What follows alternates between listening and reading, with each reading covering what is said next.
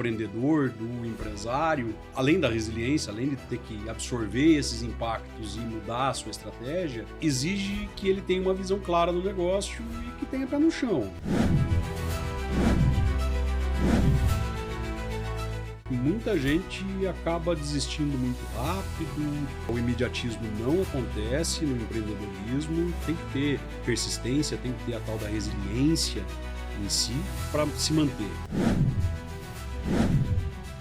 Olá pessoal, sejam todos muito bem-vindos a mais um episódio do Além do Empreender. Meu nome é Tanili Ratti e hoje estou com ele, Rafael Hickley, que é coordenador regional da FIEP, é empresário do setor industrial e a gente vai bater um papo sobre setor que vem crescendo e muito aqui na região de Ponta Grossa. Bem-vindo, Rafael, que bom que você está aqui, obrigada por ter aceitado o convite. Obrigado pelo convite, Tanili, é sempre um prazer estar aqui com vocês. Podem contar comigo sempre que preciso. Maravilha. Bom, a gente vai bater um papo hoje sobre indústria, sobre esse setor que vem crescendo e muito na nossa região. Está se tornando a menina dos olhos aqui da nossa região e tenho certeza que você tem muito conhecimento, não somente por estar representando a indústria aqui na nossa região neste momento, mas também pela sua experiência como empresário. Então, um bate-papo bem leve aí que a gente vai conduzir no dia de hoje. E eu queria que você começasse contando um pouquinho da sua formação. Você sempre trabalhou na indústria? Como que foi esse processo de chegar à indústria? Eu sempre trabalhei na indústria. Eu sou engenheiro de materiais de formação. Eu me formei aqui na Universidade Estadual de Ponta Grossa. Então, desde sempre que eu fui trabalhar, eu trabalhei na indústria. A família já tinha indústria, já era uma empresa, já existia a empresa que era do meu pai. Mas eu passei por multinacionais, multinacional sueca, outra multinacional sueca, uma multinacional de logística também na época. Então, assim, foi muito interessante aprender vários processos e vários jeitos de empreender na indústria. São modelos bem distintos. De cada empresa que eu passei, eu fui vendo os modelos e lá nos anos 2002, meu pai faleceu e eu então trabalhava aqui em Ponta Grossa, na Tetra Pak, e tive que tomar uma decisão de continuar o negócio dele ou abandonar. A primeira ideia era abandonar, era deixar isso morrer, porque não dava lucro já há algum tempo. Mas depois que eu fui tomando consciência, tomando frente do negócio, vendo que era um negócio interessante, com possibilidade de ampliação, daí eu comecei a mudar de ideia. Aí lá em 2004, há 21 anos atrás, eu me dediquei 100% à empresa e consegui transformá-la, né? Então é um caminho longo aí. Conta pra gente, Rafa, um pouquinho da sua empresa hoje, né? Você citou que é uma sequência, né, do trabalho já da família, mas que, de certa forma, você foi trazendo tecnologias, inovações que tornou isso um negócio muito mais rentável. Exato. A empresa, na verdade, tem pouco mais de 30 anos agora, ela é de 94. Antes disso, meu pai também já trabalhava com borracha, mas era uma outra empresa, com outra sociedade. E basicamente a gente fazia peças para caminhão. Quando meu pai faleceu em 2002, a gente passou por um período que não ia até lá, não prestava tanta atenção, mas chegou para a gente algumas coisas interessantes. Então, vamos desenvolver um novo tipo de produto para uma empresa local. Só que ao ter esse conhecimento e ver que a potencialidade disso era grande e que a gente poderia estar dominando um mercado pouco explorado, daí que veio o fato de eu sair da empresa, da Tetra Pak, assumir a empresa e trabalhar. Quando meu pai faleceu, eram pouco mais de 160 metros quadrados de área produtiva e 5 funcionários. Hoje, a área produtiva nossa beira 5.000 metros, mais de 50 funcionários, contando os terceiros e também apenados, né, que trabalham para a gente. Que bacana. Então, uma história que, claro, já é uma história longa, né? 21 anos nessa nova Sim, etapa, mas que é uma história realmente de construção. E eu achei muito bacana, né, quando você citou sobre isso, que realmente foi uma aposta, né, querendo ou não, sim. sair do emprego que você estava e assumir a empresa da família. E que reflete também muito dessa evolução do cenário aqui de Ponta Grossa, né? Que hoje realmente tem crescido a nossa indústria, né? Eu estou aqui em Ponta Grossa há quase 12 anos e nesses últimos 12 anos vi muitas indústrias chegar, se instalar e crescer na nossa região. Quais setores hoje, olhando para a indústria, né? Quais segmentos dentro da indústria você observa que tem esse potencial de crescimento aqui na nossa região e por que isso tem acontecido? Ponta Grossa tem vários setores industriais, ela não é reflexo de um tipo só de indústria. Hoje, se a gente for falar, como região, nós temos um polo papeleiro grande na região, que inclui Klabin e também a Tetra Pak, que faz as embalagens com papel, né? Então, é um polo grande. Temos também a área cervejeira, que é muito grande na região. Então, hoje não é só a cervejeira, não é só a Heineken que está aqui, não é só a Ambev que está produzindo cerveja. A gente tem maltaria também na região de Guarapuava. Hoje nós já temos fábrica de lata, que é a Kral. Já há alguns anos a gente tem essa fábrica de latas aqui, de alumínio. Ela vai passar por uma nova ampliação também. Então, assim, são dos regionalmente, esses são os mais importantes. Também era importante, mas está sofrendo bastante agora com esse problema dos Estados Unidos, a área madeireira. A área madeireira também é forte regionalmente, não tanto Ponta Grossa, mas a região toda ah, era um grande exportador de produtos de madeira. E hoje tem perdido esse potencial, um pouco desse potencial. E até por questões, né, muito recentes, questões econômicas, né, inclusive, mas que impactam diretamente, né, alguns setores. Mas é interessante quando a gente olha para isso, porque muitas das vezes quando a gente fala de Ponta Grossa, para quem não é aqui da nossa região, cita, né, a Ambev, é lá onde fica a Ambev e a Heineken, né, a única cidade no Brasil que tem duas cervejarias tão grandes como a Ambev e a Heineken, mas é claro que a gente tem diversos setores aqui, né, ou outra frente também muito interessante, se a gente for pensar a própria DAF, né, acaba puxando também A DAF ficou por um segundo momento, que daí eu ia citar a DAF, a Xbri que está chegando, as outras empresas que devem vir para o complexo da Xbri. A Xbri é o fabricante de pneus, que está vindo se instalar em Ponta Grossa. Vai ser uma joint venture entre a Xbri, que é uma empresa brasileira, de um brasileiro, e a Linglong, que é um dos maiores produtores globais de pneus ali, que é um chinês. Então, eles vêm para cá com investimento da ordem, salvo me engano, de US$ 1,5 bilhão. Então, é um valor bem alto, bem expressivo. E tem previsão, Rafa, já com relação a essa fábrica? A fábrica já está começando a tomar forma, né? Diferente, por exemplo, da Nissin, que já tem terraplanagem feita.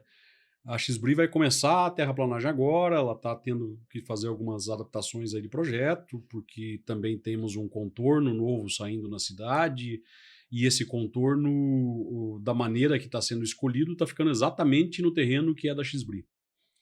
Então eles estão aguardando ali algumas definições para começar essa terraplanagem e está começando essa operação ainda em 2027, que já está aí, né? Caramba! Já estamos terminando 2025 para chegar a 2026, 2027 rapidinho. É a potência de ter uma multinacional, mais uma multinacional chegando à cidade. Sim. E voltando aqui, Rafa, falando um pouquinho, né, sobre a Hickley enquanto uma indústria de borrachas, quais foram os maiores desafios que você enfrentou justamente nesse processo que você contou de saída, né, de uma multinacional, assumir a empresa da família? Quais foram os principais desafios que você percebeu nesse início, principalmente com relação à competitividade e à inovação que foi tão necessária para a tua empresa? A pergunta e a resposta estão juntas. A competitividade e a inovação têm que trabalhar juntos, senão a gente não consegue desenvolver.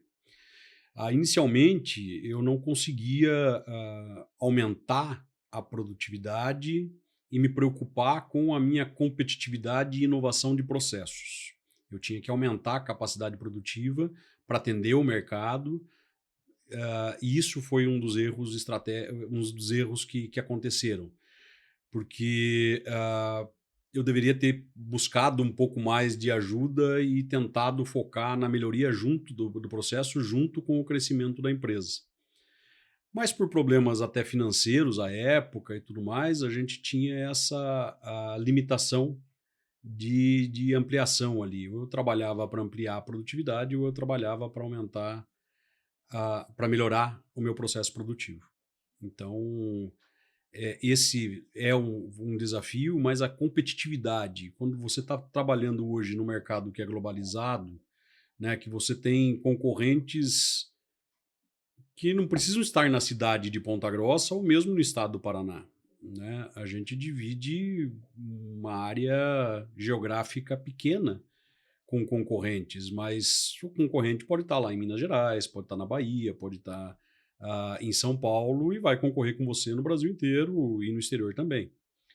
No exterior ainda pior, porque daí você tem um pequeno de um país chamado China que não sabe brincar na área industrial, né? Então, e eles são líderes hoje em inovação também. Então a gente caminha muito mais lento que eles e para se tornar competitivo é um ponto que exige muita atenção. Senão você fica para trás e você perde espaço, você se torna obsoleto e caro. E até quando a gente fala, né, também nesse sentido da inovação, que tem muito a ver também com o processo que a gente está olhando para uma cidade, né, para Ponta Grossa, que é uma cidade que vem atraindo investimentos, que tem esse potencial ainda para atrair mais investimentos. Basta a gente olhar um vizinho forte que nós temos, que é a região de Curitiba, que já está ficando difícil de você encontrar terrenos ali para novas empresas se instalarem, e a gente tem espaço à vontade aqui ainda.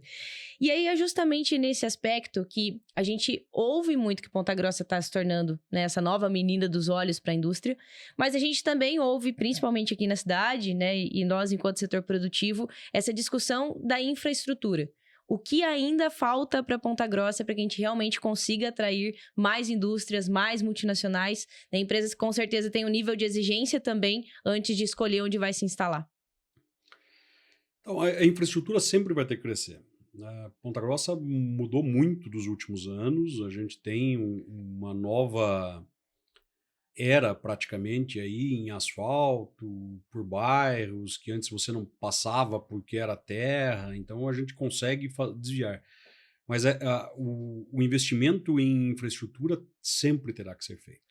Então, nós temos programado para o 5º ano a triplicação da pista do Espreia, né, que é metade do caminho até Curitiba, onde há uma confluência entre a 376 e a 277, entre as BRs, né, até Curitiba, uma terceira faixa em toda a extensão. Isso ajudará bastante.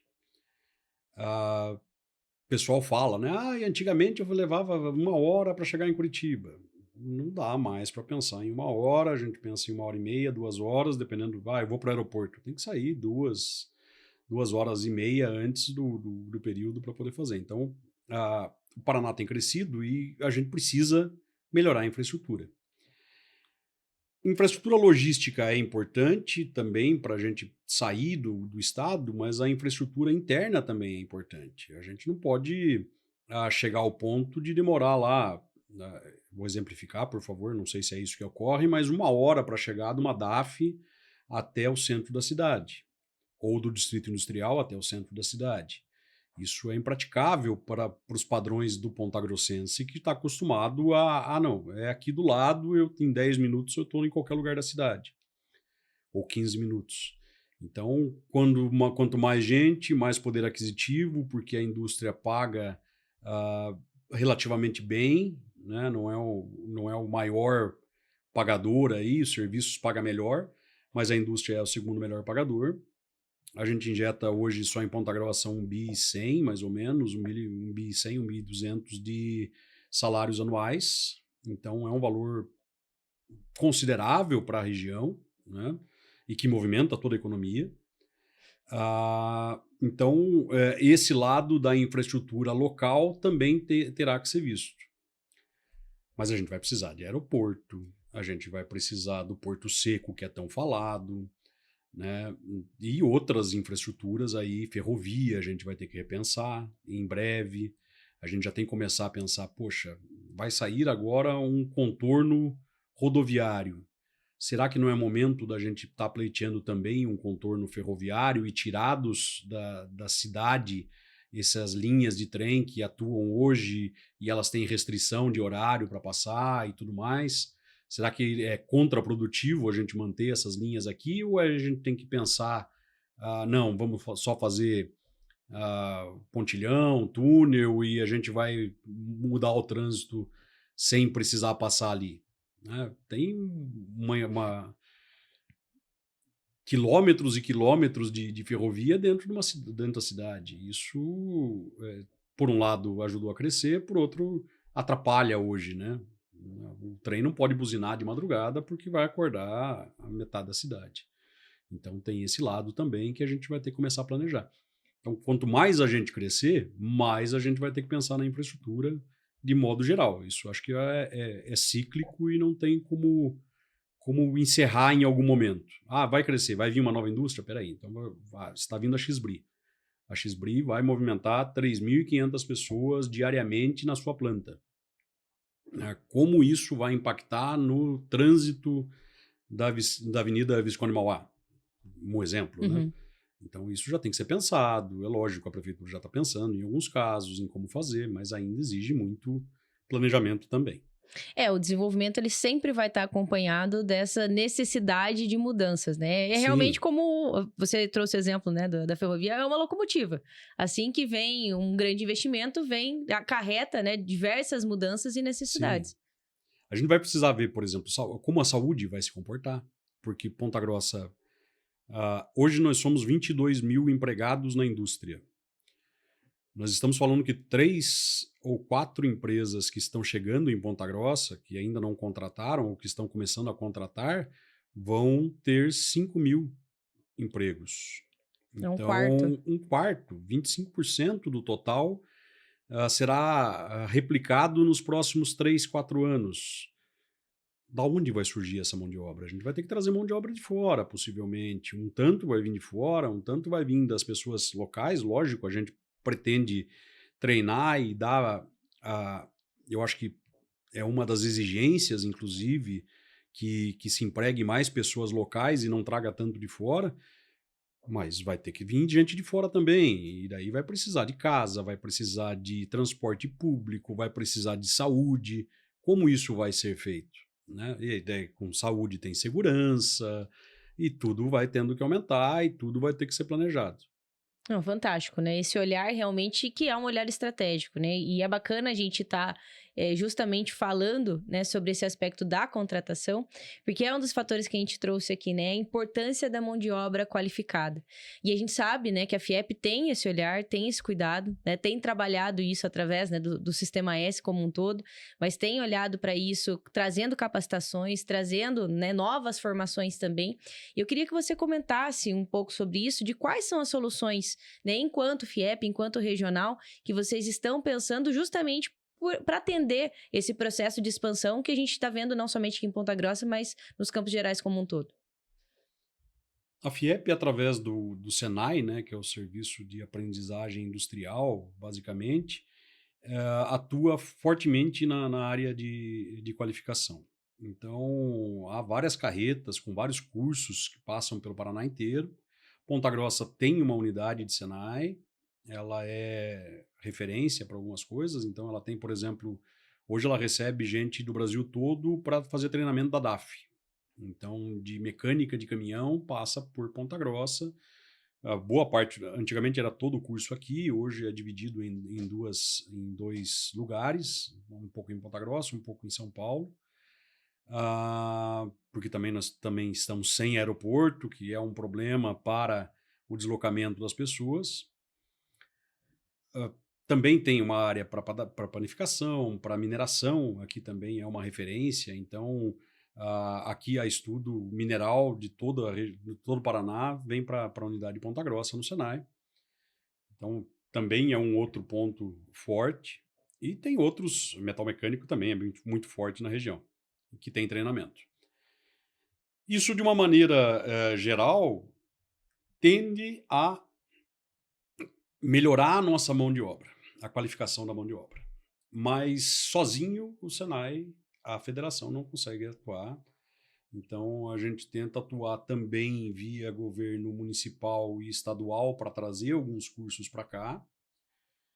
E há um pleito grande da cidade como um todo pelo Instituto Federal do Paraná, que seria o que era o Cefet há 20 e poucos anos atrás, que são cursos técnicos que trouxeram boa parte dessas indústrias que você falou, que eu estou aqui há 12 anos, boa parte dessas empresas que se instalaram em Ponta Grossa vieram também, além de nós sermos um ponto geográfico estratégico, o maior entroncamento rodoferroviário do sul do país, a mão de obra também ajudou a trazer muita gente.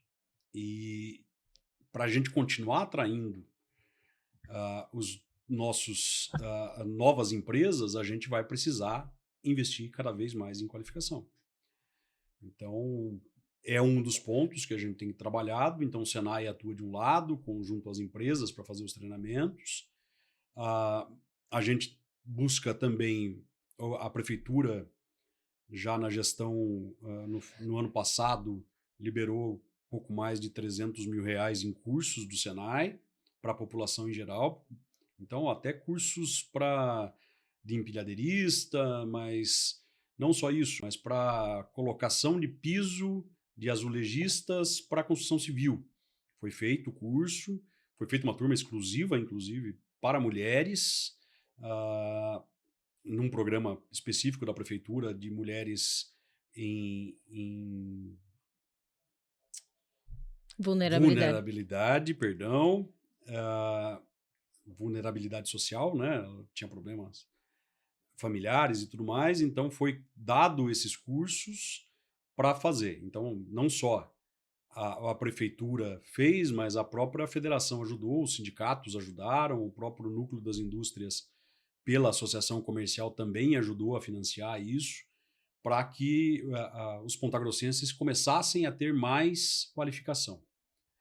Então, assim, todas as áreas que você vai encontrar hoje, desde o comércio, serviços e indústria, todo mundo vai pedir, vai querer a mão de obra qualificada.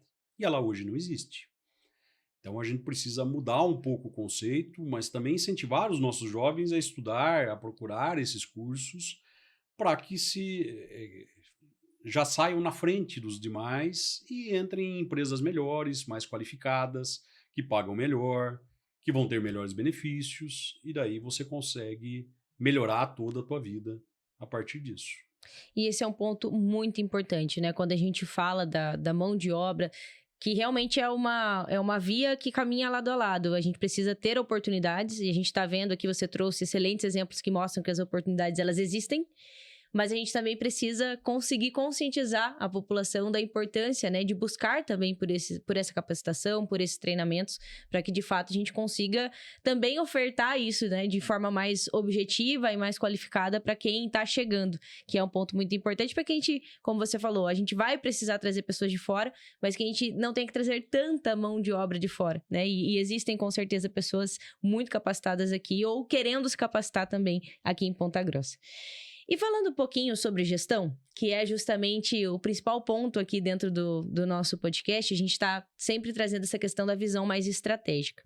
Eu queria que você comentasse, assim, quais são as boas práticas hoje que são necessárias na indústria para manter uma indústria competitiva. A gente citou aqui, Ponta Grossa é uma cidade que tem muitas multinacionais, e aí tem muita estratégia, tem muito dinheiro envolvido, mas nós sabemos que aqui na nossa região a gente tem muitas indústrias familiares. Assim como é o seu caso e várias outras aqui da nossa região também. O que mantém essas empresas competitivas no mercado onde a gente tem cada vez mais entrada de multinacionais e empresas maiores? É complicado, é uma pergunta que coragem, deixa... né? Coragem é sempre a primeira, né? A coragem, a comunicação clara também é um ponto importante, porque não adianta a pessoa saber muito e não conseguir passar para os seus subordinados as informações detalhadas e claras, né? Mas também tem muita resiliência, você vai precisar se dobrar várias vezes, aquele planejamento estratégico que você fez no final do ano passado, por exemplo, que viu que esse ano mudou praticamente toda a economia em relação ao ano passado, que as coisas estão caminhando muito mais difíceis, que há uma crise se instalando em boa parte da população, há um endividamento grande da população, então exige do empreendedor, do empresário, uma além da resiliência, além de ter que mudar, de ter que absorver esses impactos e mudar a sua estratégia, exige que ele tenha uma visão clara do negócio e que tenha pé no chão. Eu acho que assim, não se faz milagres, né? Não tem a mesma água que corre aqui é o que o vizinho vai ter. Então, se você não buscar uma inovação tecnológica, se você não buscar uma inovação, às vezes não é uma inovação tão grande assim. Às vezes são controles mínimos que você tem que ter, né? Muitas empresas ainda trabalham com planilhazinha de Excel, e algumas nem isso fazem, né? De ele ter um controle mínimo de entrada e saída. Quanto você faturou? Não, eu lucrei 300 mil. Não, você faturou 300 mil, né? Esse é um exemplo. Não sei, cada uma vai falar quanto fatura. Daí, quanto sobrou no caixa? Não, mas está apertada, porque... Não, tem que colocar no papel, tem que entender como está funcionando, tem que ter indicadores de produção, de produtividade, tudo isso muda o patamar que você se encontra. Então, se você começa lá com uma pequena empresa que você não tem controle nenhum, o mínimo de controle que você vai ter que ter é financeiro. Para saber se você está trabalhando de graça ou está trabalhando com uma margem de lucro boa. Temos uma margem de lucro boa. Opa, então vamos começar a pensar nos parâmetros da empresa de maneira geral. Quanto eu gasto de matéria-prima, quanto eu desperdício dessa matéria-prima, porque tem coisas que são inerentes a processo, que você não tem como fazer. E tem coisas que acontecem. Por exemplo, essa madrugada nós tivemos uma queda de energia de 1 hora nas multinacionais aqui em Ponta Grossa. Da 1 até quase 3 horas da manhã. O impacto disso em muitas empresas passou dos milhões de reais. Por quê? Porque os processos foram perdidos. Você perde o controle de processo, você não tem como... Vamos pensar numa empresa que trabalhe com alimentação animal. Você não vai mandar para o mercado algo que pode ser prejudicial aos animaizinhos que você tem em casa, ao teu pet que vai comer ali a raçãozinha. Então, isso tem que ser descartado. É obrigatório, inclusive, né? Quanto foi jogado fora com uma perda dessa? Então, isso tem que ser olhado, tem que ser mitigado, tem que estar na planilha de custos para que isso não atinja o teu resultado ali. E o que eu posso fazer para que isso pare de ocorrer? É outra demanda, é outro problema que daí vem junto com a infraestrutura global. A infraestrutura também elétrica é um dos pontos principais hoje, que a FIEP está estudando. A gente vai ter uma oficina no mês de novembro, salvo me engano, dia 19. Agora não sei se 19 ou 16, mas eu já confirmo para você a data exata. Nós teremos essa oficina sobre energia elétrica. Porque muitas empresas grandes estão vindo, elas não podem se pendurar na mesma rede que está ali, que existe hoje, né? Tem redes que foram criadas nos anos 70 em Ponta Grossa. Por exemplo, a Bung e a Cargill estão aqui desde os anos 70. Eram outros nomes, outras especificações, mas estão aqui desde 1970. O quanto tempo passou e quantas outras empresas chegaram depois disso? Então, não há uma capacidade, a infraestrutura também, a energia elétrica não cresceu da maneira que deveria ter crescido. Então, a gente tem problemas. E tudo isso tem que ser mitigado. Então, analisando aí as perdas, analisando o teu processo em como vai fazer, a pessoa, o empresário, o empreendedor, ele tem que ter noção do que ele vai ter que investir para mitigar aquele risco. E assim a gente caminha, ponto a ponto, tempo a tempo, é um trabalho cíclico, ele não tem fim. Ela é aquela espiral, você começa cortando o mato alto e depois você tem que aparar a grama, né, tirar o mato pela raiz ali para não ter problema. Então é um passinho, passo a passo, a gente vai crescendo e caminhando. Não tem como dar um salto gigantesco, a não ser que você tenha muito dinheiro. lógico, né? O dinheiro faz com que isso ocorra, mas para o empreendedor, para o pequeno empresário, ele vai ter que crescer pouco a pouco e com estrutura para continuar crescendo. Esse é um dos pontos importantes. E eu tenho certeza, né, Rafa, que ao longo da sua jornada você também aprendeu muito com outras pessoas, mas dizem que a gente aprende muito com os nossos erros também. E eu queria que você contasse, né, alguma situação, alguma vivência sua que realmente foi um divisor de águas, que talvez não necessariamente tenha sido um erro, mas que com certeza foi um ponto de virada na sua jornada como gestor e como empresário. Eu já citei aqui um deles que eu acho que valeria a pena reforçar. Primeiro eu busquei o crescimento para depois tentar uma organização geral da empresa. Eu deveria ter feito isso ao mesmo tempo. Eu teria ganho robustez para continuar crescendo. Não que a gente não cresça. Esse ano a tendência é ser 10% aproximadamente acima do ano passado ainda.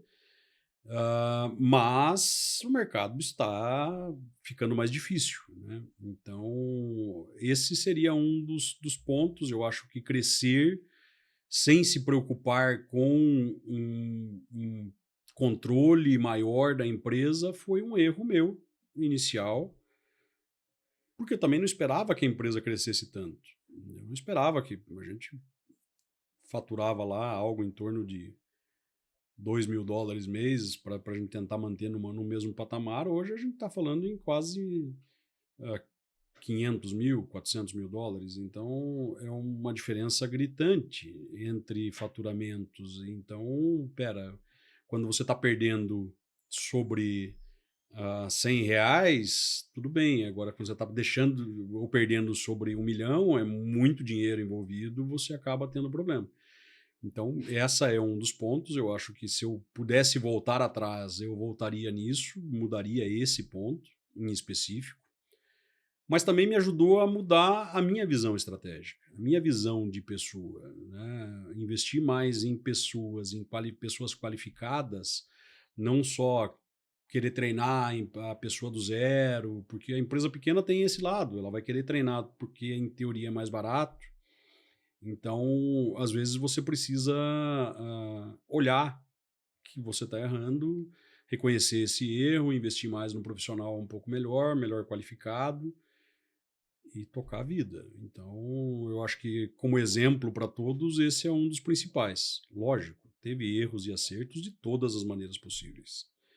Desde especificação de equipamento, que a gente comprou maior do que o necessário naquele momento, mas depois surtiu efeito, porque a gente cresceu mais do que podia, até peraí, achei um nicho no mercado que vale a pena investir. Então, foi investido. Então, também teve acerto, né? Nem só de erros a gente vive. Que bom, né? Isso é sinal de que as coisas estão funcionando também, né? É sinal que é positivo, né? Exatamente. Que a balança é positiva, pelo menos. É o mais tá dando lucro. É o mais importante. E até olhando, né, Rafa, você com certeza conhece muitas indústrias aqui, não somente de Ponta Grossa, mas de toda a região, conhece a realidade de diferentes tipos de negócio. E se você pudesse, né, dar uma dica para quem está aqui nos acompanhando, que talvez está olhando, né, nesse momento para um mercado, como você falou, que é um mercado que está um pouquinho retraído para todo mundo, mas você citou um exemplo que eu achei muito bacana, que é de a mesma água que corre aqui está correndo no vizinho também. Então é possível sim a gente pensar estratégias e formas da gente crescer, mesmo no momento em que há uma retração de mercado. Mas que conselho você daria para quem está nos ouvindo, independentemente do setor que essa pessoa seja, mas que está olhando para o seu negócio falando, eu quero mudar, eu quero crescer, é hora de investir, qual conselho você daria? O primeiro é persistir, né? Eu acho que muita gente acaba desistindo muito rápido, o imediatismo não acontece no empreendedorismo, são raríssimos os casos em que a empresa em um ano já está faturando milhões ou milhares de reais de uma maneira clara. Você vai passar 10 anos patinando ou até no máximo 10, né? Mas tendo menos tempo patinando, depois você vai se manter. Então tem que ter persistência, tem que ter a tal da resiliência em si. para se manter, né? Um olhar estratégico também tem que ter, então é necessário olhar para frente, não tem como ficar olhando para o agora. Nenhuma bonança dura para sempre, mas também nenhuma crise dura para sempre, né? Então, o mercado tá ruim agora? Tá, mas e ano que vem como é que vai estar? Ano que vem a gente tem eleições. Como é que isso vai influenciar no mercado que eu estou atuando? Influencia porque eu vou ter obras e daí eu tenho mais clientes utilizando o meu produto. Opa, então tá na hora de você ficar esperto, porque ano que vem pode ser melhor. Não, mas eu vou ter problema porque eu atuo com... Ou eu tenho uma gráfica, né? Eu tenho impressão de santinho, né? Para usar o ano eleitoral. É o ano para você investir agora para se preparar para chegar ano que vem. Não é chegar ano que vem no momento da eleição e querer fazer um investimento pesado em equipamento. Uhum. Você não vai perder o bonde e vai morrer na praia, né? Num ditado popular aí. Então, tem que pensar estrategicamente, tem que pensar com visão de futuro, visão de curto, médio e longo prazo, né? O curto é imediatismo, mas o médio você já tem que estar planejando para o ano que vem, e o planejamento é tudo. Buscar dados o máximo possível, né, para você ter uma base de dados suficiente para uma tomada de decisão, esse é um dos pontos mais importantes. Como eu falei, tem que controlar, se está tendo lucro. Não, poxa, eu tenho colegas que faturam mais de R$ 1 milhão, eu já vi pessoas com faturamento mais de R$ 1 milhão tendo prejuízo. Uhum. É normal. É normal. Por quê? Porque é ajuste? Bom, às vezes é um cliente que teve problema e não pagou, que você teve um calote gigantesco, né? Tudo isso é desafiador, tudo isso tem que ser colocado no papel e olhado, analisado. Então, tem que ter dados, você tem que procurar o máximo de dados possível, não só financeiro, mas da tua produção, do teu produto, como está o mercado do teu produto, para você tomar decisão. Perfeito. A gente, inclusive, gravou um episódio falando especificamente sobre isso de planejamento, que foi um episódio que a gente gravou com o Joel. E foi muito bacana porque ele trouxe muito essa visão, né? Do quanto, principalmente para o pequeno empreendedor, a falha no planejamento, muitas das vezes, é o que leva a empresa a falir, enfim, ou a encerrar a Sim. atividade. Por você, muitas das vezes, ele até usou um termo que é a cegueira empresarial, que é você realmente, às vezes, estar muito imerso ali no teu negócio e não conseguir olhar o que está acontecendo no mercado, as oportunidades, aquilo que o teu cliente pode estar mudando da forma como consome ou como espera do teu serviço ou produto. Então, isso vale para qualquer setor, né? Com certeza, com absoluta certeza. O planejamento sempre é importante. O Joel, pelos anos que ele passou no Senai, e não foram poucos, né? Ele tem uma vasta bagagem de pequenas empresas e microempresas que ele ajudou a se tornarem maiores com o planejamento. Mas não é só o pequeno e médio. O pequeno, o médio e o grande também sofrem. Se o planejamento der errado, o investimento cai por terra. Então tem que ser bem pensado, tem que ser bem planejado, senão vai ter dor de cabeça mesmo. Acho que esse é o principal ponto para empreender, é também planejar. E, Rafa, a gente está falando muito, né, sobre esse processo do planejamento. O planejamento também tem muito a ver com essa visão de futuro. E aí a gente conecta muito com inovação, com tecnologia, que na área industrial, muitas das vezes isso está atrelado realmente a equipamentos, a mudanças de processos. Eu queria que você contasse, tem alguma coisa aí no seu mercado específico, né, da área, que está mudando, você tem observado e, de repente, aí pode ser uma novidade também do teu segmento? O que você tem observado aí de oportunidades? A automação está crescendo a cada dia, né? Mundialmente, não é o problema de qualificação e falta de mão de obra não é uma coisa local. Não é algo exclusivo de Ponta Grossa ou dos Campos Gerais, porque está vindo muita indústria. É algo que ocorre no mundo inteiro, né? Então, vai lá, desde os anos 80 a gente vê uma robotização nas linhas de produção. O que lá antes era inimaginável para as pequenas e médias, hoje já se torna possível para as empresas de pequeno porte fazerem investimento desse grau de complexidade. Eu sou um entusiasta da automação, eu adoro ver as coisas automatizadas, eu acho que tem muito crescimento, agora com inteligência artificial, com um machine learning, que seria o próprio processo aprendendo com os erros dele, isso tem um futuro muito interessante pela frente, né? Eu vi hoje, há pouco mais de uns 15 dias atrás, uma caldeira automatizada, caldeira dessas de geração de vapor, em que o próprio controle, o sistema controla tudo. Então, desde o do ar que entra, e o próprio sistema aprendeu como aquela caldeira deveria ser operada para ter baixa emissão, uma alta produtividade e consumir menos combustível. Então, veja o nível de detalhe que a gente já está chegando, né? Uma coisa que vem da primeira, né, da Revolução Industrial, do vapor, do negócio que vamos fazer com que as máquinas sejam operadas via vapor, para agora a gente já pensar numa automação desse nível, em que a emissão do monóxido de carbono, que é controlado, a gente controle isso automaticamente para que a queima se estabilize e fique perfeito e não polua mais. Isso é um dos pontos mais interessantes que temos. Então, tem muita coisa acontecendo. Eu acho que quanto a gente puder investir, quanto o empresário puder investir, ir para feiras, ir para se conseguir ir para fora do país, até a federação tem auxílio para isso, tem parcelamento para esse tipo de coisa. Para as feiras importantes, eu acho que vale a pena pensar. Eu tenho na minha área agora a Cafer, na Alemanha, mas ano que vem tem Hannover Messe, que é uma feira também grande, tem a feira, a Canton Fair, que é uma das maiores feiras do mundo hoje, que serve para a indústria, serve para o comércio, serve para todas as áreas, para conhecer. Eu acho que vale a pena, muda a cabeça. Muda mesmo.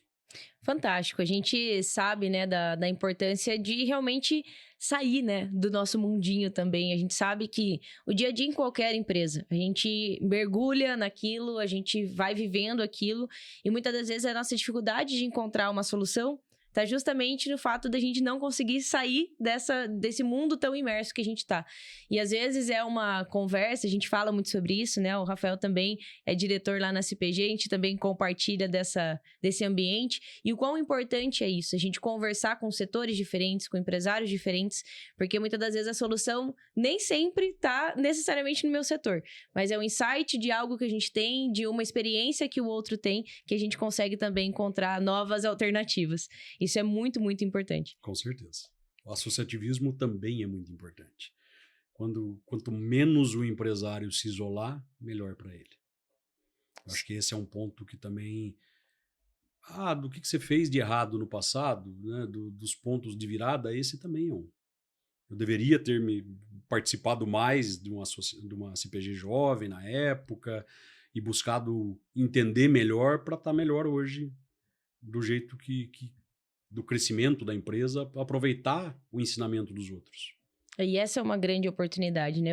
Eu sou muito grata em ter conhecido tão cedo o associativismo e poder realmente ter essa troca, não somente, né, dentro dos jovens empresários, mas Sim. por ter a oportunidade de estar à mesa realmente com grandes empresários que já passaram. Você citou, né, sobre crises, e entender que crises no Brasil são cíclicas e a cada 3 a 4 anos a gente vive uma nova crise. E aí a gente começa a assustar menos e entender que realmente é um processo que o mais importante é estar bem estruturado e planejado, mas entender que realmente é um ciclo e vai passar. Exatamente. Ele sempre passa. E, Rafa, falando um pouquinho também, com certeza é um aspecto importante dentro da gestão, né? Não somente dentro da sua empresa, mas pelo papel também que você assume hoje enquanto coordenador regional aqui da FIEP, que é a liderança. Então, eu queria que você falasse quais são as características, né, de um bom líder, quando a gente fala nesse líder industrial, né, que é um líder que vai estar ali com a equipe operacional, que vai estar com a equipe administrativa, são diferentes, né, profissionais, diferentes setores, tem que ter um bom relacionamento com fornecedores, com logística. Então, queria que você contasse um pouquinho quais são essas características desse líder. A gente já falou um pouco também, um pouco disso também é comunicação, né? Você tem que aprender a se comunicar com os diversos setores que você vai fazer. Você vai comunicar de uma maneira com o teu cliente, você vai se comunicar de outra maneira com o teu fornecedor. Às vezes uma você é mais permissivo, a outras vezes você é mais agressivo na tua negociação. Então, a comunicação tem que ser clara. Independente com quem você vai falar, você tem que aprender a se comunicar. Esse é um ponto que eu vejo muita gente tendo dificuldade, que chega no mercado e quer, não, eu sei, eu tenho conhecimento técnico. Legal, você tem conhecimento técnico, agora não é só um know-how, eu preciso que você saiba também como fazer e não como fazer, mas com quem fazer, como passar essa informação para frente é muito importante. Então, comunicação é um ponto bem importante, né? A persistência, a resiliência, porque ele vai passar por dificuldade, ele vai ter que mudar todo um planejamento. Planejamentos não são imutáveis, não é porque você fez um planejamento de 10 anos que aquilo lá vai ser seguido à risca, por melhor que seja seu planejamento. Isso acontece não só na pequena empresa, mas na multinacional. Lógico, né? Quanto maior o nível de informação que você tiver, menos risco de você errar você terá. Então, esse é um ponto que o líder precisa ter também. Ele precisa entender de indicadores, de deployment, né? De estratificação de riscos e de problemas. Eu acho que isso ele precisa ter com uma visão bem clara. E, lógico, uma visão do negócio dele e de mercado, né? Você não pode se isolar, você não pode... a gente já comentou que o Joel estava falando sobre isso, que também é diretor hoje da Associação Comercial e um amigo pessoal aí também para nós. Não pode se isolar, não pode viver num mundinho e achar que está tudo bem, que está tudo perfeito, senão você vai tomar prejuízo atrás de prejuízo e você vai quebrar. Então, nada assim também como nenhuma crise dura para sempre, o mercado não atura uma crise interna da tua empresa para sempre. Então, se você não se estruturar, se você não buscar melhorar o teu processo, o teu atendimento no cliente, e isso também tem a ver com comunicação, porque daí também é ouvir o cliente, não é só vender ao cliente, tem que ouvir o problema dele, entender o que está acontecendo lá. É uma empresa que se você ouve, se a pessoa tem esse lado como líder, como empreendedor, ele vai para frente. Agora não, eu sou dono da verdade, só eu resolvo. Legal, por um período você talvez consiga se desenvolver, consiga crescer. Depois disso você vai estagnar, você vai parar no tempo e as pessoas vão passar por cima de você. Então, é um belo de um desafio aí para quem quer ser líder. Eu gostei que a gente não combinou sobre isso, né? Mas é um fator que eu falo bastante a importância da comunicação, não somente para as lideranças, mas o quanto muitas das vezes o problema dentro de uma empresa nem sempre é processo, nem sempre é técnico, muitas das vezes é a comunicação entre as pessoas. Então, que bom que você trouxe esse ponto, para não dizer que eu tô aqui sozinha falando que tudo se resume à comunicação, né? Tá aqui o Rafael me ajudando a defender esse ponto também. E, Rafa, pra gente fechar, queria que você fizesse aqui, né, quase que uma coisa meio mãe de Ná, olhar o futuro, mas eu sei que você vai falar isso, claro, com base nos dados e com base em todas as informações que você tem.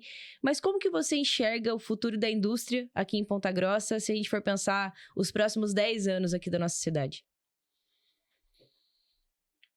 Eu vejo Ponta Grossa muito promissora ainda, né? Eu acho que a gente tem um potencial ainda gigantesco para ser utilizado, uma margem de crescimento grande para a cidade. Eu acho que a cidade comporta crescer mais 100 mil habitantes aí nos próximos anos, nos próximos 10, 20 anos, tranquilamente. Então, cabe mais indústrias, cabe maior crescimento, cabe mais serviços. A gente tem potencialidade geográfica natural, mas a gente tem a potencialidade de espaços na cidade. Então, com esse novo contorno chegando, serão 43 quilômetros, salvo me engano, de contorno, se não aumentar isso ainda ou se diminuir pouca coisa. Mas o quanto de empresas que podem margear esse contorno ainda, sejam eles de logística, sejam eles de indústria ou até mesmo de comércio, de peças e comércio de atacadistas aí, de maneira geral. Então, assim, a gente tem eu acho que Ponta Grossa é a bola da vez, realmente, já é a maior força industrial do interior do estado. A tendência é continuar crescendo em relação a isso e até chegar a algumas cidades da região metropolitana. Eu acho que a gente consegue, nos próximos 10 anos aí, talvez chegar próximo a São José dos Pinhais, ali com as montadoras. A gente tem uma DAF crescendo, com a Xbri chegando, o Nissin. Eu acho que a gente tem uma potencialidade grande industrial ainda de crescimento, mesmo nas que estão aqui. A gente vê quanto a indústria cervejeira cresceu nos últimos anos. Ponta Grossa mesmo cresceu de maneira geral, mas industrialmente cresceu mais de 100% nos últimos 4, 5 anos, a indústria. Então, são números grandes, são números que geram, que trazem mais investimento para a cidade, porque tem retorno de CMS.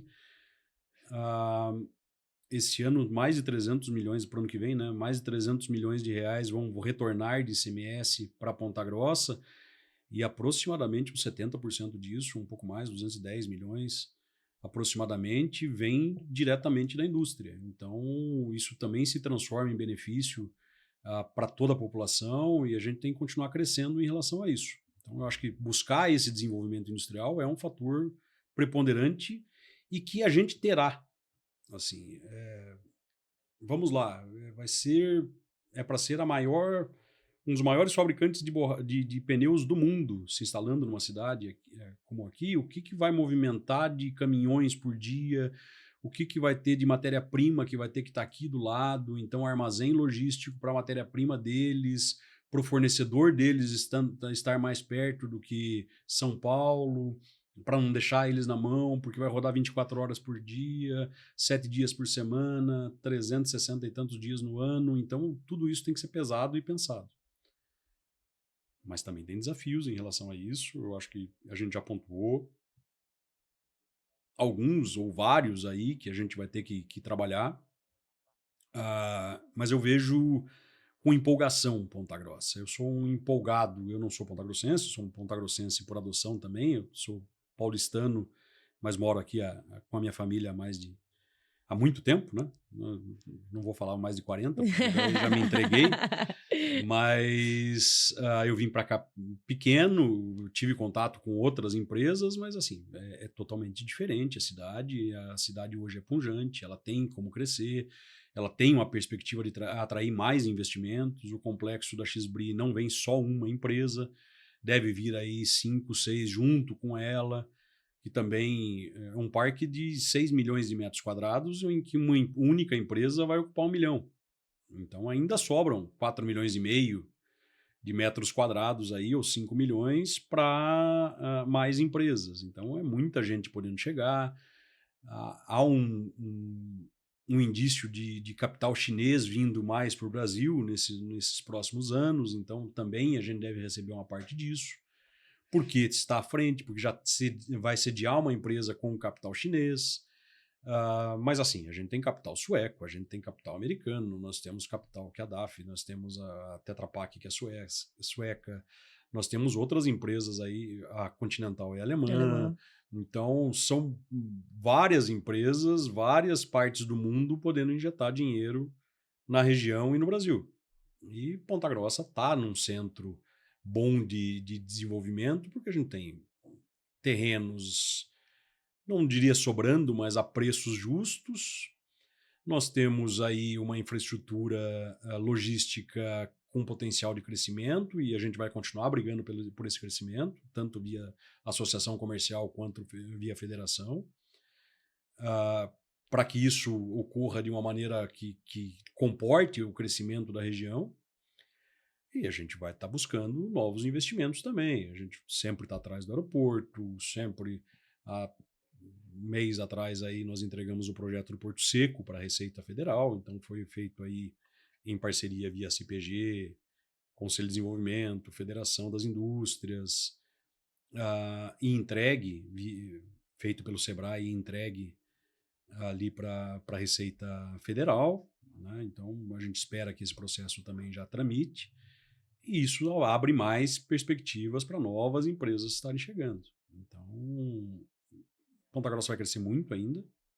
Eu espero aí que ainda dobre de tamanho nos próximos 10, 20 anos, em termos financeiros, né? Que venham mais indústrias que paguem melhor também para os seus funcionários. Eu acho que isso é válido e importante.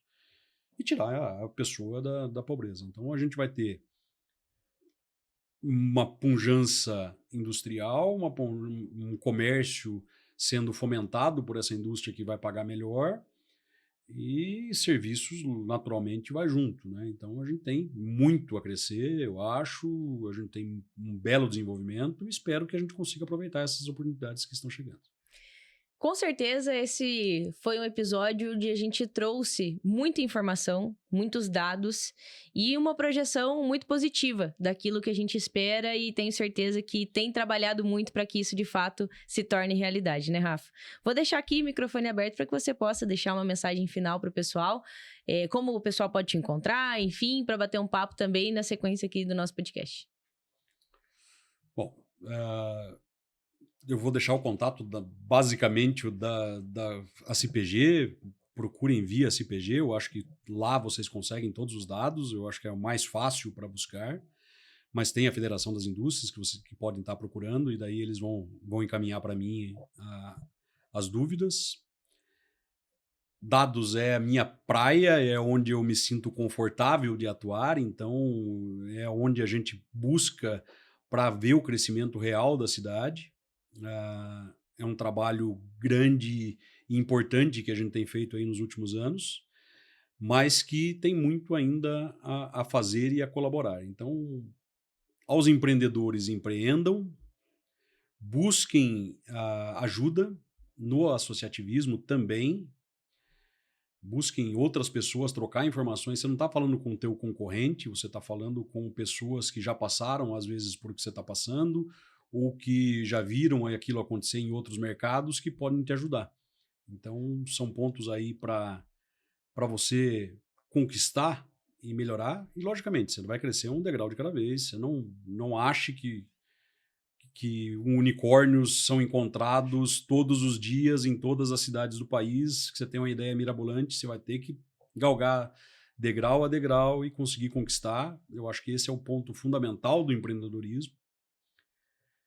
Mas também é para a vida inteira, né? Você tem que estar buscando a tua evolução pessoal todo santo dia, senão você estagna e acaba ali. Eu acho que a gente está aqui para evoluir também, então esse é um ponto a ser levado como pensamento.